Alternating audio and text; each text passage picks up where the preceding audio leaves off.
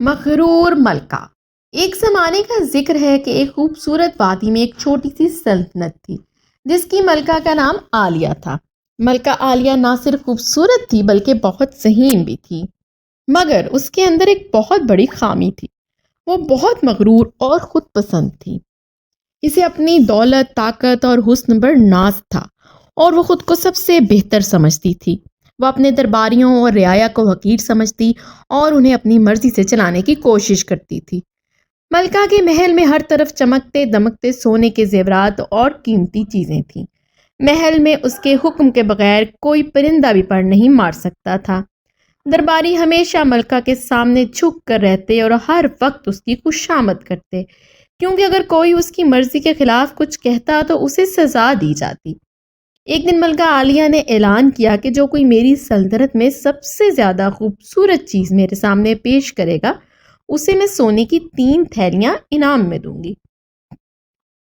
یہ سن کر گاؤں کے لوگ بہت خوش ہوئے اور ہر شخص نے سوچا کہ اگر وہ ملکہ کو کچھ خوبصورت دکھا سکا تو اس کا مالی حال بھی بہتر ہو جائے گا۔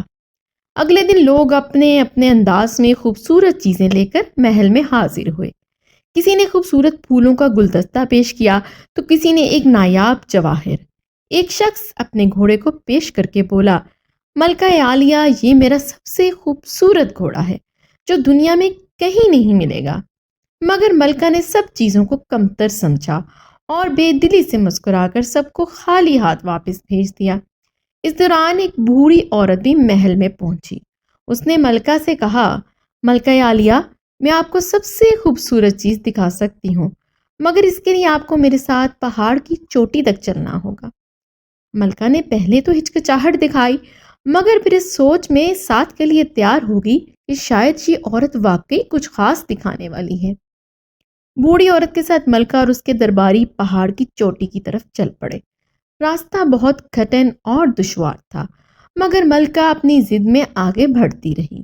آخر کار جب وہ چوٹی پر پہنچے تو بوڑھی عورت نے اپنی انگلی سے آسمان کی طرف اشارہ کرتے ہوئے کہا، ملکہ عالیہ، آپ دیکھیں، یہ نیلا آسمان، سورج کی روشنی، گھنے بادل اور نیچے یہ خوبصورت وادی، یہ سب اللہ کی بنائی ہوئی خوبصورتی ہے جس کے آگے دنیا کی کوئی چیز نہیں ہے۔ یہ سب کچھ خدا کی عطا ہے اور ہم اس کے شکر گزار ہیں۔ ملکہ عالیہ حیرت سے آسمان کو دیکھتی رہی۔ پہلی بار اسے احساس ہوا کہ اس کی دولت اور حسن اس عظیم قدرتی حسن کے سامنے کچھ بھی نہیں ہے۔ اس کے دل میں ایک عجیب سی کیفیت پیدا ہوئی اور اس کی مغروری دھیرے دھیرے پگھلنے لگی۔ ملکہ نے بوڑھی عورت سے کہا، تم نے میری آنکھیں کھول دی ہیں۔ مجھے یہ بات پہلے کیوں نہ سمجھ آئی کہ اصلی خوبصورتی تو قدرت میں ہے اور ہمیں اس کا شکر گزار ہونا چاہیے۔